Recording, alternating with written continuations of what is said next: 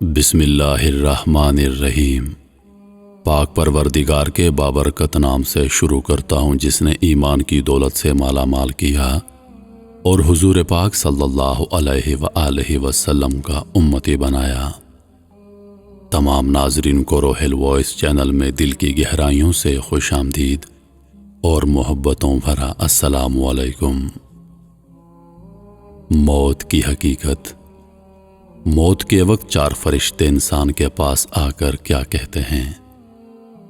اہل علم کا ارشاد ہے کہ موت محض فنا ہونے کا نام نہیں، موت تو روح کے تعلق کے خاتمے کا نام ہے، ایک حجاب ہے جو روح اور بدن کے مابین قائم ہو جاتا ہے، اور ایک گھر سے دوسرے گھر کی جانب انتقال کر جانے کا نام موت ہے۔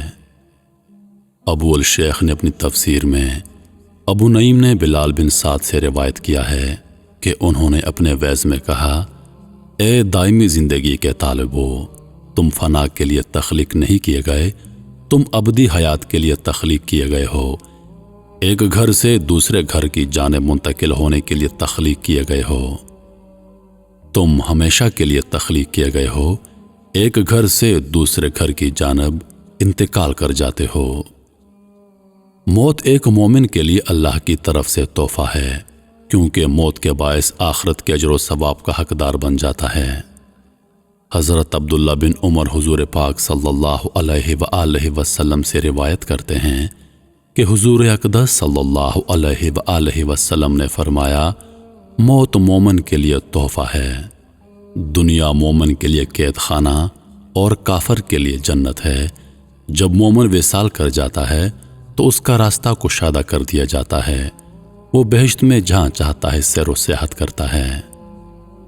امام بخاری رحمۃ اللہ علیہ نے حضرت عائشہ صدیقہ رضی اللہ عنہا سے روایت کیا ہے، وہ فرماتے ہیں کہ رسول اللہ صلی اللہ علیہ وآلہ وسلم نے فرمایا، اللہ کے سوا کوئی معبود نہیں، بے شک موت کی بہت سختیاں ہیں۔ موت کے بعد سب سے پہلے انسان کا پیٹ سڑ کر بدبودار ہو جاتا ہے۔ اگر اللہ نے مردے کا جسم سڑنا مقدر نہ کیا ہوتا تو لوگ مردے کو گھر میں رکھ لیتے۔ اللہ تعالیٰ نے فرمایا، میں نے 3 باتیں مقدر کر دی ہیں، میں نے مردے پر کیڑوں کو مقرر کر دیا ہے، اگر یہ بات نہ ہوتی تو لوگ اپنے بادشاہوں کو سونے چاندی کی طرح خزانے میں رکھتے، اور جسم بہروح کا بگڑنا اور سڑنا بھی مقدر کر دیا۔ اگر یہ بات نہ ہوتی تو کوئی عزیز اپنے کسی عزیز کو دفن نہ کرتا، اور میں نے غمگین کا غم دور کر دیا ہے، اگر ایسا نہ ہوتا تو کسی کو اپنے عزیز کی موت کے غم سے کبھی رہائی نہ ملتی۔ حضرت ابو ہریرہ رضی اللہ عنہ سے مروی ہے کہ حضور اکرم صلی اللہ علیہ وآلہ وسلم نے فرمایا، موت کے بعد ہر عضو گل جاتا ہے، صرف ایک ہڈی باقی رہتی ہے، اور اسی ہڈی سے قیامت کے دن انسان کی دوبارہ تخلیق ہوگی۔ جب تک کوئی آدمی اپنا مقام جنت یا دوزخ میں نہ دیکھ لے تب تک وہ دنیا سے رخصت نہیں ہوتا۔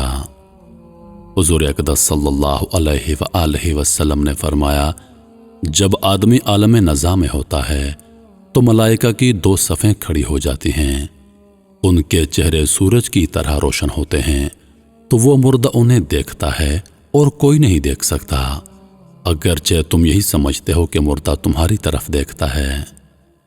موت کے وقت مومن فرشتوں کو اپنی آنکھوں سے دیکھتا ہے، وہ فرشتے کہتے ہیں، اگر تمہاری خواہش دنیا میں رہنے کی ہو تو ہم تمہیں دنیا میں رہنے دیں۔ مومن کہتا ہے، نہیں نہیں، میں نے دنیا میں نہیں رہنا، مجھے تو خدا کے ہاں لے چلو۔ اور جب یہی بات کسی کافر سے کہی جاتی ہے تو وہ خواہش کرتا ہے کہ میں دنیا میں نیک عمل کروں۔ مرتے وقت فرشتوں کو دیکھ کر آدمی کی زبان بند ہو جاتی ہے۔ 4 فرشتے اس کے پاس آتے ہیں، سلام کرتے ہیں۔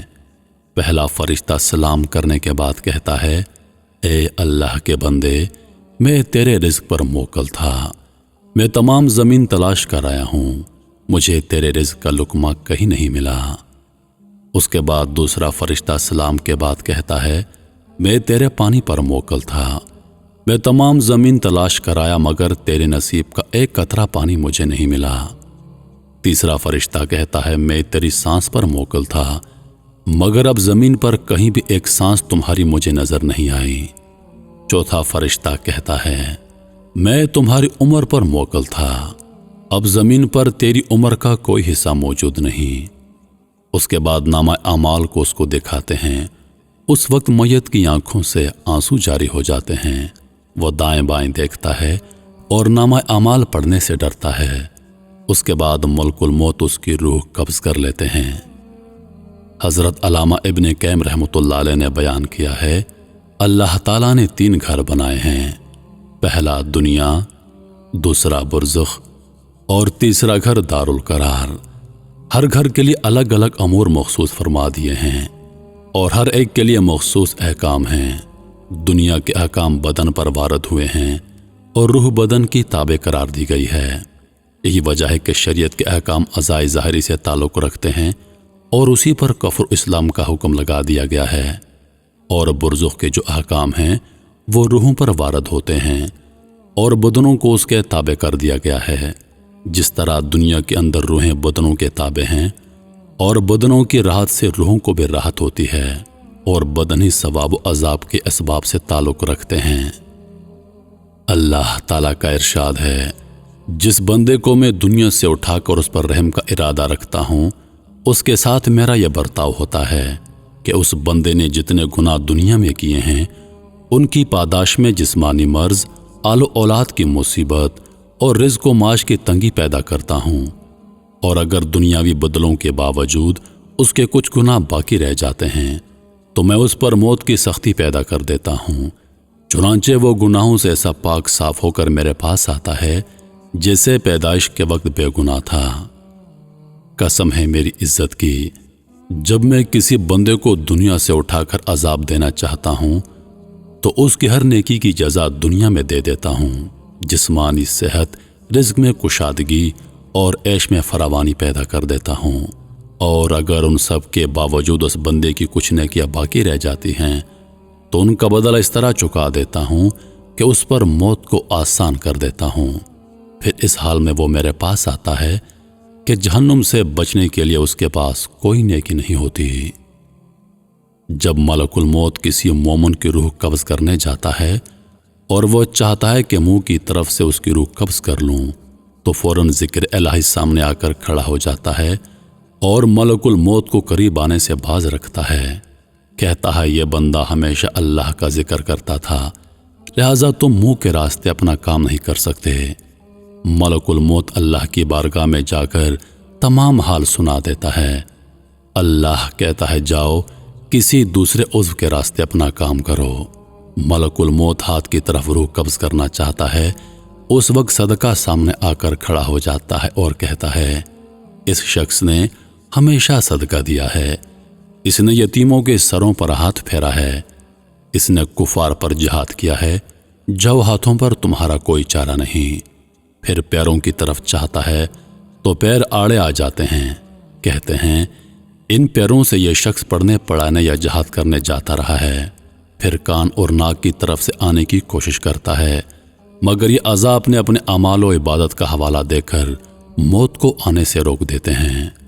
मलकुल मौत मजबूर होकर अल्लाह की बारगाह में अर्ज़ करता है, या अल्लाह, अब मैं क्या करूं?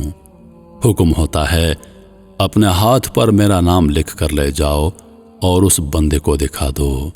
रूह खुदा का नाम देखते ही फौरन जिस्म से निकल जाती है।